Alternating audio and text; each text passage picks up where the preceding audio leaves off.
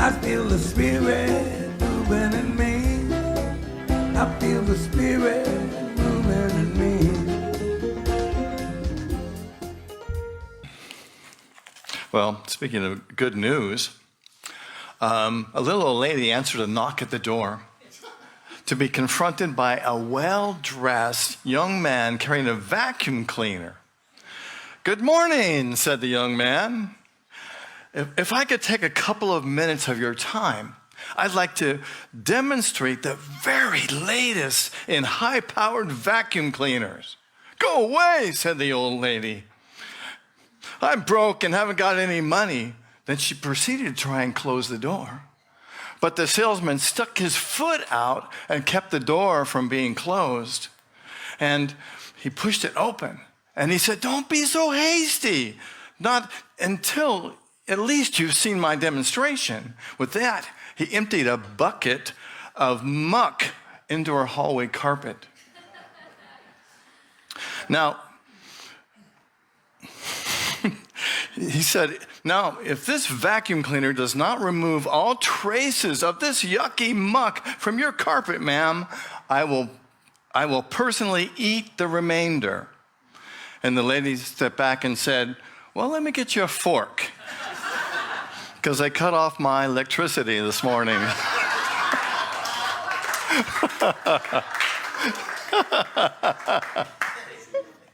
I love that. So would you say this is a good thing or a bad thing to do? Spiritually, it's neither good nor bad. It just is, right? It just is something that happened. And I certainly hope it never happens to me or you.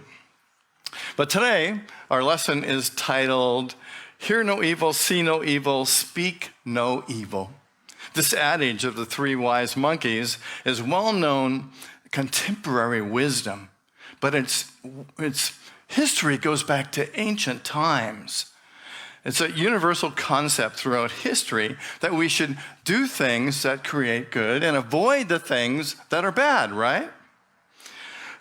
This proverb of the three wise monkeys, "Hear no evil, see no evil, and speak no evil," isn't from the Bible. I hate to disappoint you.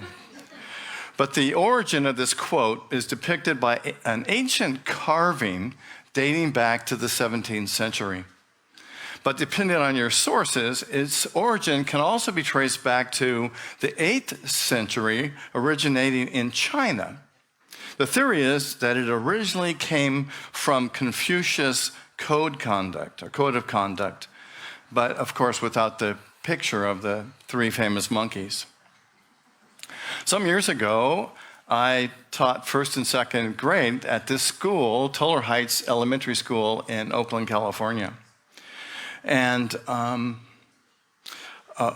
I became friends with a woman, a mother of one of my students, who came to me, and she loved to talk to me. We liked to talk about religion and philosophy and all that.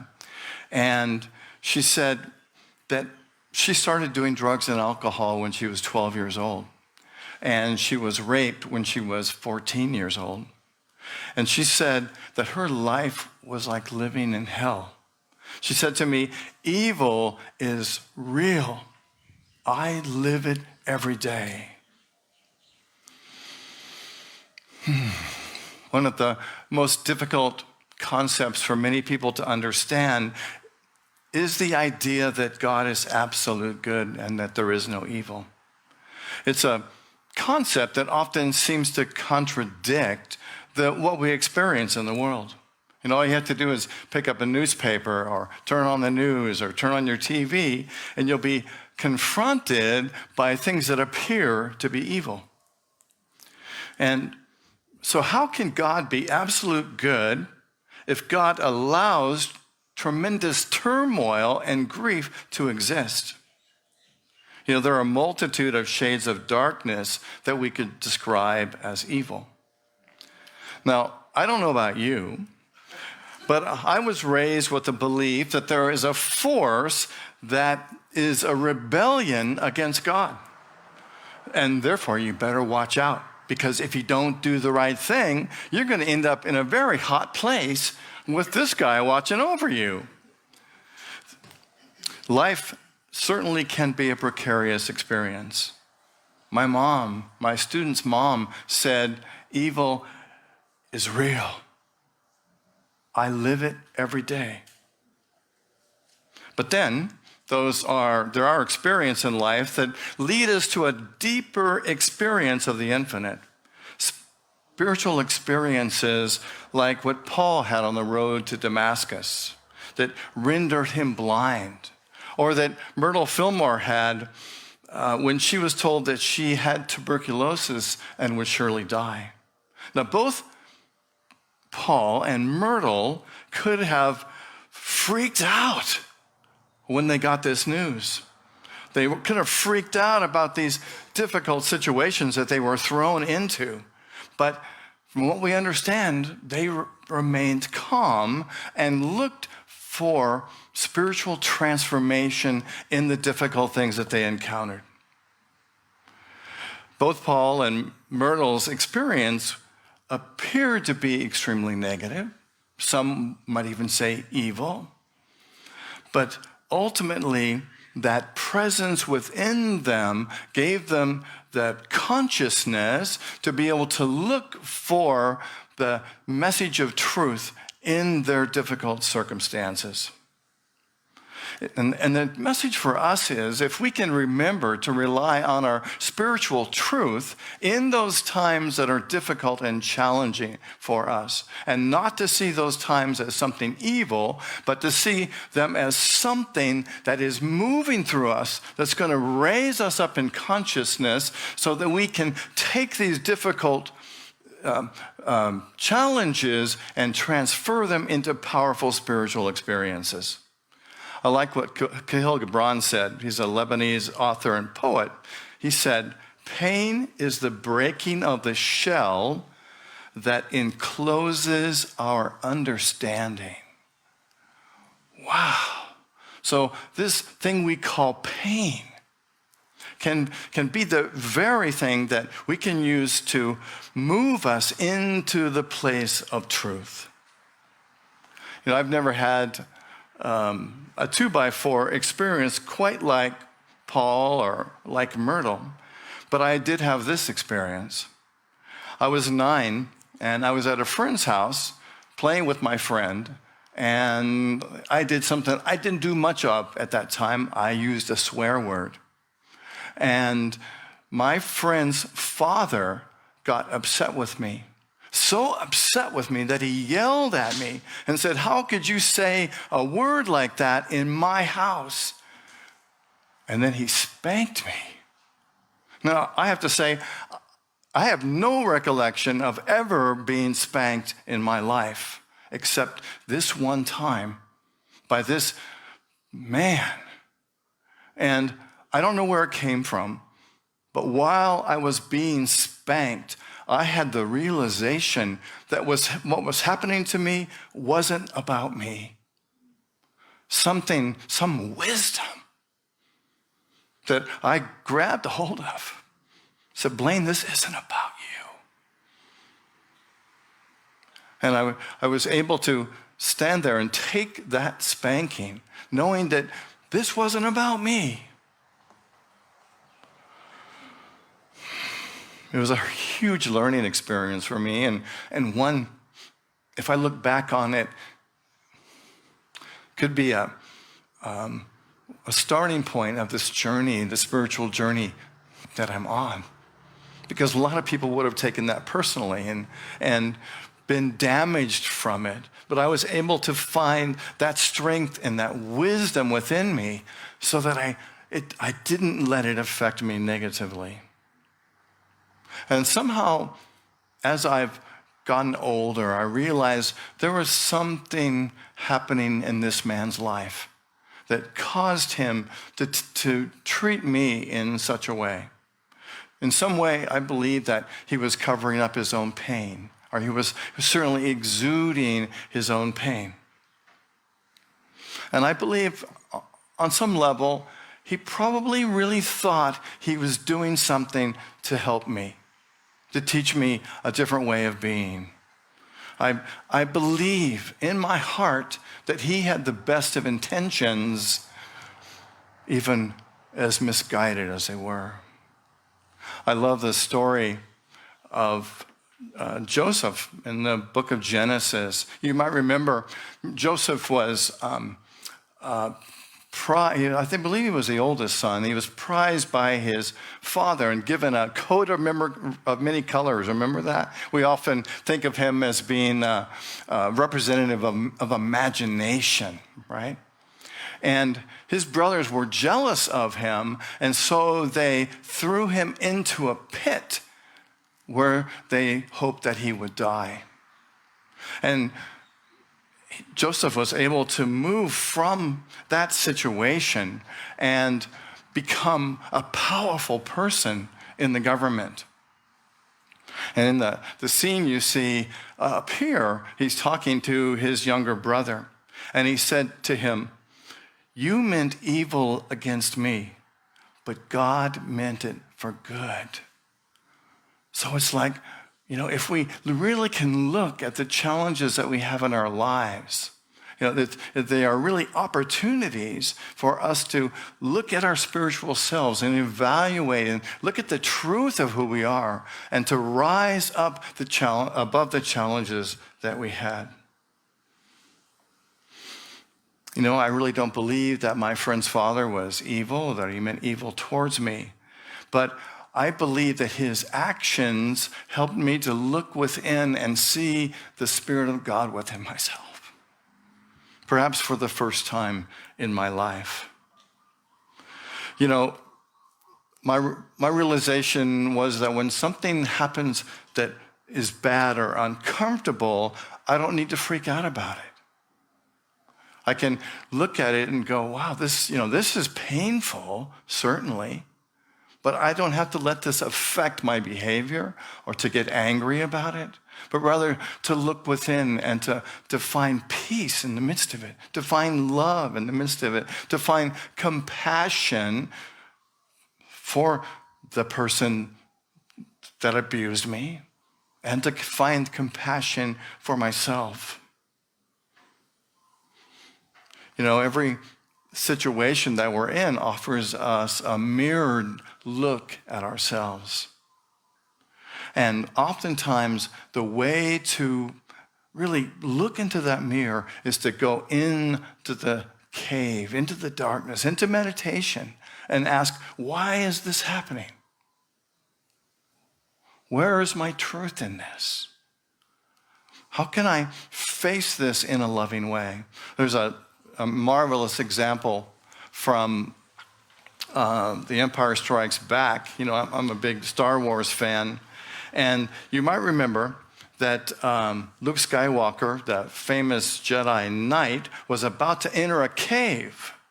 And Luke looks at Yoda, the Jedi Master, and says, something's not right here. I feel cold. I feel death. And Luke asks, what's in there? And Yoda responds, that place is strong with the dark side. And as long as it remains evil, it is.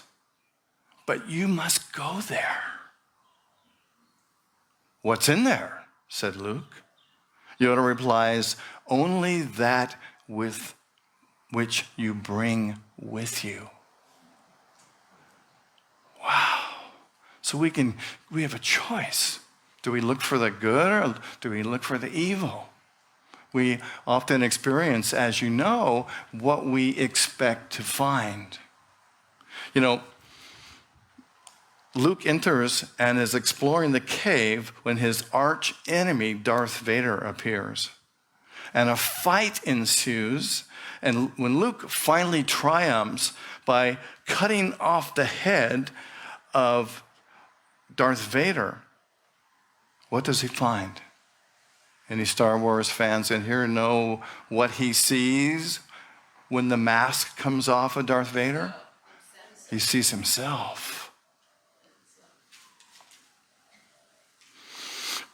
When we're fighting with ourselves, when we believe that a situation that we are involved with is bad or it's evil, when we believe that something's bad, we fight against it, we push against it. And the key is not to fight against the things that are difficult, not to fight against the things that we see that are evil. Because evil, what? It doesn't really exist. It's an illusion. It's a dream that we've created. Instead, we look for the transformation that's possible to come out of this challenging situation. I believe on some level we draw people into our lives because of their consciousness and because of our consciousness, because there's a match there somehow. There's a reconciliation that has to happen. There's a realization, a transformation that we get to look for. I believe that people are called into our lives to give us the opportunity to heal. I believe that on some level, Spirit brought my friend's father into my life so that I could learn to look within, to find the truth within me, and to heal the woundedness within myself. And of course, the other option is just to resist the healing and to not look at it. And I think oftentimes when we do that, what happens? It comes back again another time, doesn't it? We will continue to get that opportunity until we can stand in our truth and say, like Jesus said, "Get thee behind me, Satan. I'm not there anymore. It's not an issue for me anymore." Things aren't often what they appear to be, and when we don't like the appearances, then we need to look deeper and see what the deeper meaning is, what the deeper healing possibility is, so we can connect with that infinite oneness that's within us, that life force, the divine spark, the Christ essence that is the very essence of who we are. I see, hear, and speak healing truths. So, what are the lessons that we can learn from the three wise monkeys? Not to let the vacuum cleaner salesman in, I think, it might be one. But the first one is to hear no evil. When a situation looks bad or evil, look for the opportunity of transformation that lies within it. Listen to that compassionate truth of Spirit, of God, of life, of hope, of love that's within you. And then when you find your mind focused on limited thinking, remember that you have access to this essence, to this power, to this Spirit. And know that God is working, Spirit is working, truth is working, love is working through every situation in your life to lift you up, to awaken to your greater possibilities. And the second one is to see no evil. You know, God is absolute, and there is absolute good, and there is no evil.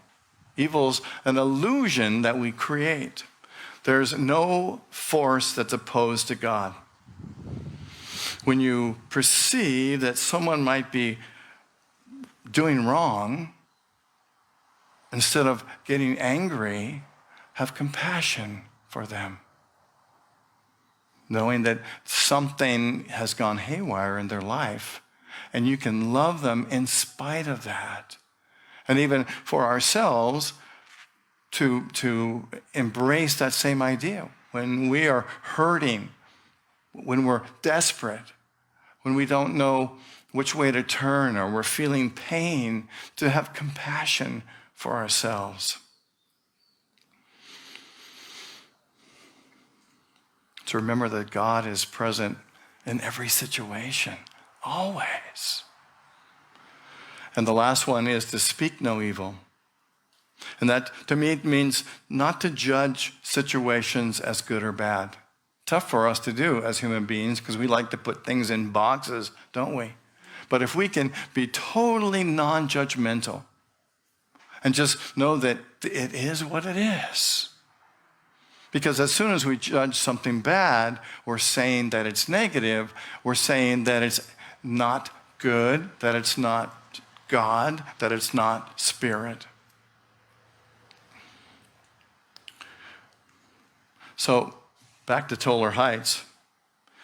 I taught for 3 years at the school, and the last year I was there, the mother of the student came back to me, and we sat down, and she said, you know, I've gone to get counseling, and I've stopped drinking, and I'm not addicted to drugs, and I'm going to junior college because I want.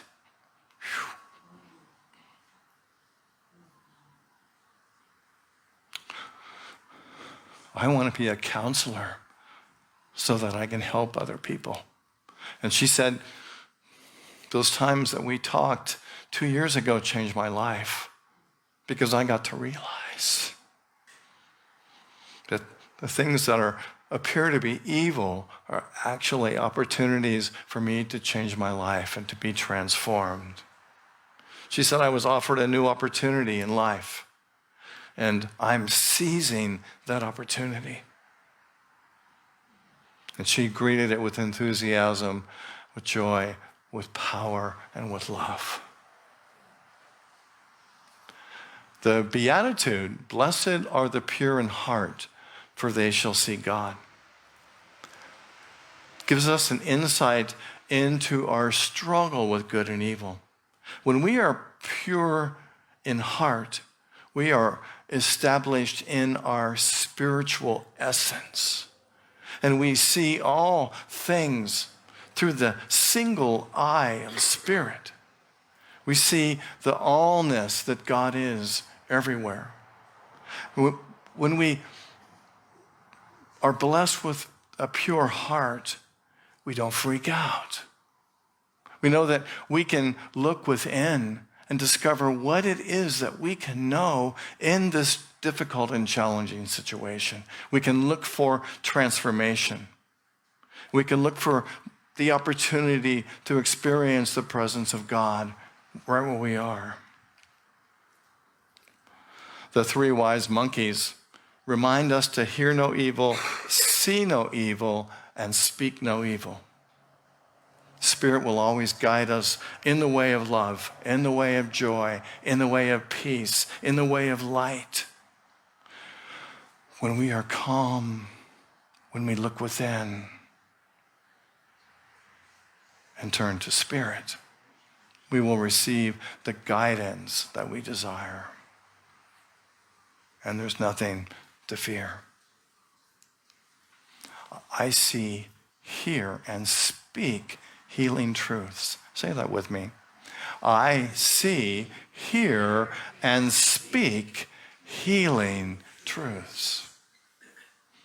I invite you to close your eyes and take a deep breath, breathing in.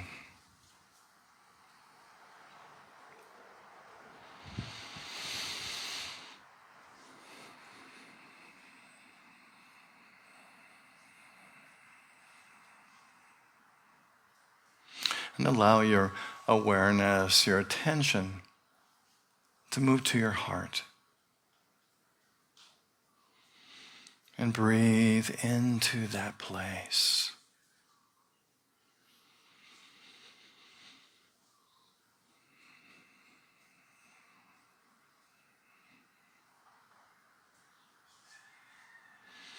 And as you breathe and you relax,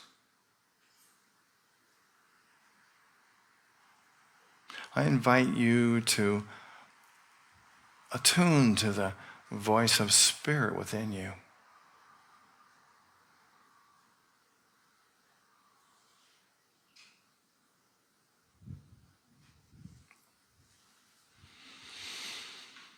And just to know, what is it that can be revealed to you today?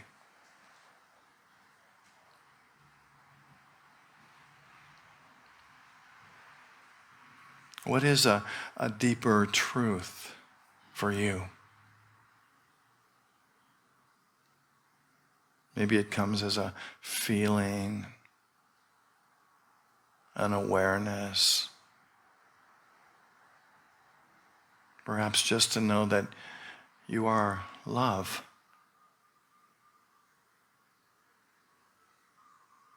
Perhaps it's an understanding that can help you see a challenging situation in your life in a different way. In a sense, light is brought to it, or awareness is brought to it.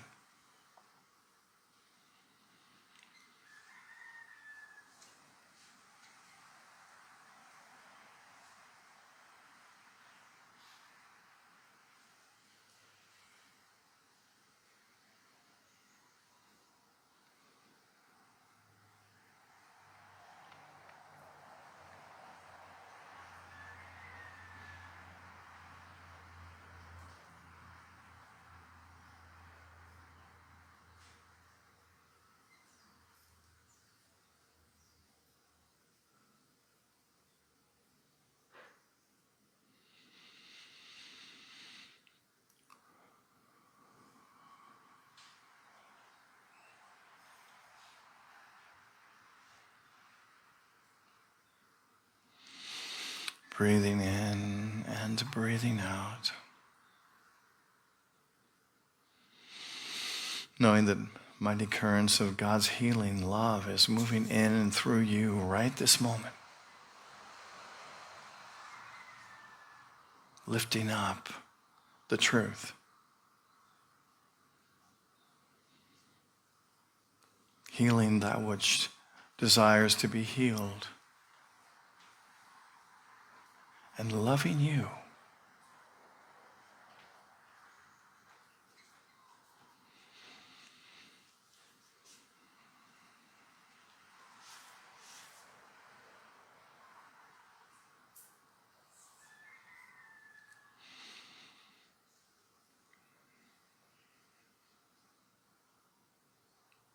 And I invite you to begin to bring your awareness back to this moment.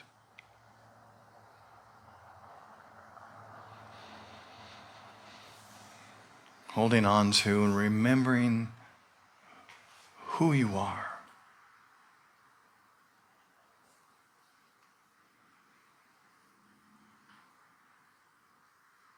And I invite you to open your eyes whenever you're ready.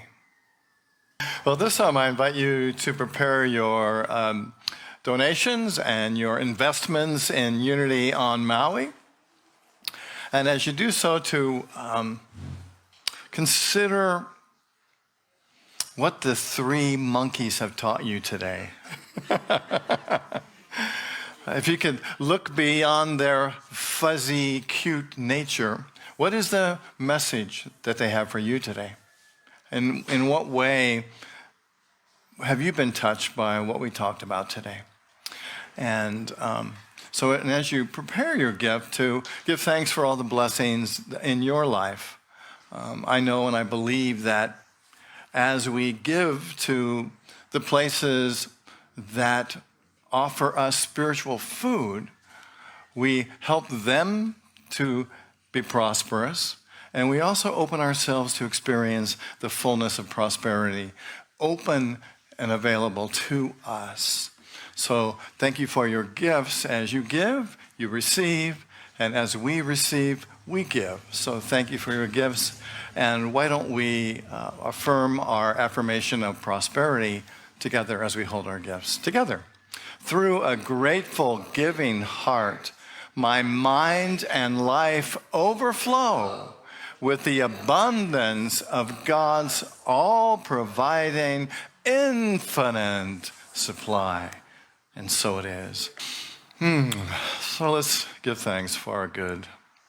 Loving Spirit, thank you for these gifts that have come in love.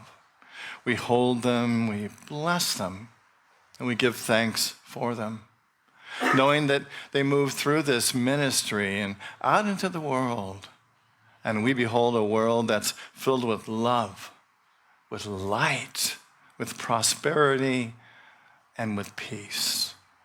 And so it is. Namaste. Namaste.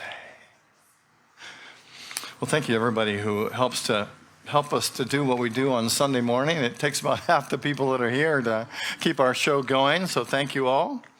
And now, one of my favorite things to do is to welcome some new members into our church today. So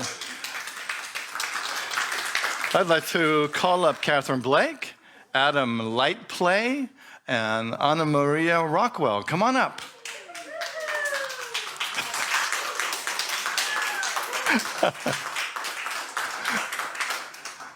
All right. Yeah, you can stand over here. It's safe on both sides. Yeah. Well, these dear ones have taken our Unity class and have showed their dedication and determination and commitment to their own spiritual growth, which is what I really think becoming a member of Unity on Maui is about. It's saying that, I'm here, I'm present, I am concerned. Concerned is not really the right word. I am inspired to bring forth and be the best that I can be. And so today we are here to welcome the three of you and to tell you that our membership, our board, our congregation loves you, and we offer you a place to be the best that you can be. We offer friendship, we offer connection, we offer truth, and we create a place for you to show up and be who you are and to express your Christ self in the most powerful way that you can. Yes? Yes? Are you all about that? Oh, yes, yeah. Can't stop me. Okay, can't stop you. Well, so I just want to read this little bit from the book of John, chapter 20, verses 19 to 22, where it's written, "On the evening of that day, the first day of the week, the doors of the house where the disciples had met were being locked. Jesus came and stood in the midst of them and said, 'Peace be with you.' Then the disciples rejoiced when they saw the Lord. Jesus said to them again, 'Peace be with you. As the Father has sent me, I too send you.' When he said this, he breathed on them and he said, 'Receive the Holy Spirit,' which to me means I acknowledge you. I recognize you. I know that you are here to serve and to be the light of the world. And so I give you that flame. And I would breathe on you, except I've had a lot of coffee this morning. And We're not supposed to do that this year. So anyway, I want to welcome you, and we as a congregation would like to say our prosperity blessing for you. So I'm going to step down here. You all stay up here. And so let's say their names and the blessing together, and we'd like to hold up our hands and as a way of welcoming, blessing you all. So Anna Maria, Adam, and Kat, the light of God surrounds you, the love of God enfolds you, the power of God protects you, the presence of God watches over you. Wherever you are, God is. Woo-hoo! So, thank you all. Congratulations. Woo! Let's give them a big hand. Thank you. So, thank you. If you'd like to donate flowers, we do have flowers up here every Sunday. And if you would like to donate flowers to us, you can bring them, put them up here, and the joy is you get to take them home with you. And there is a sign-up sheet in the back, and when you donate them, I will announce that you donated them and what you donated them for. So please sign up in the back.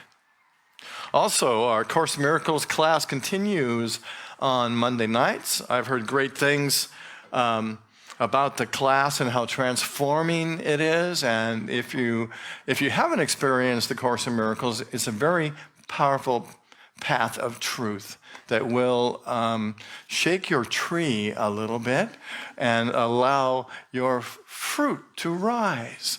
And you'll find it very powerful. Linda Parker's doing a great job with that. That's Monday from 4 to 5:30, right here in the sanctuary. We are looking for a volunteer coordinator to coordinate our sound people, our greeters, and our daily word people. We already have lists of people to do those jobs. We're just looking for somebody to coordinate them every week and determine what weeks each one will do those jobs. So it'll be a fun job, and you get to connect with people. So if you're interested, let me know. Also, Mike Fleenor has arranged a celebrity password game night next Saturday, September 24th, from 4:30 to 6:30 out here on the patio. It's a great time to get together and play games and have some fun with our Unity folks. So, and there's if you want to contact Mike, his number is up here, or I can give it to you later. And we've started our noon meditation recently. It's on Thursday at 12 o'clock, and we meet in here. We sit in a circle, we say the daily word, and then we spend 30 minutes in the silence. Great time to get connected to Spirit in the middle of the week. And next Sunday, my talk is titled, Rewire Your Brain by Taking in the Good. And so we're going to look at how we can transform challenging forces in our life, like the economy and the people we live and work with, and how we can be in the moment and remember to take in the good.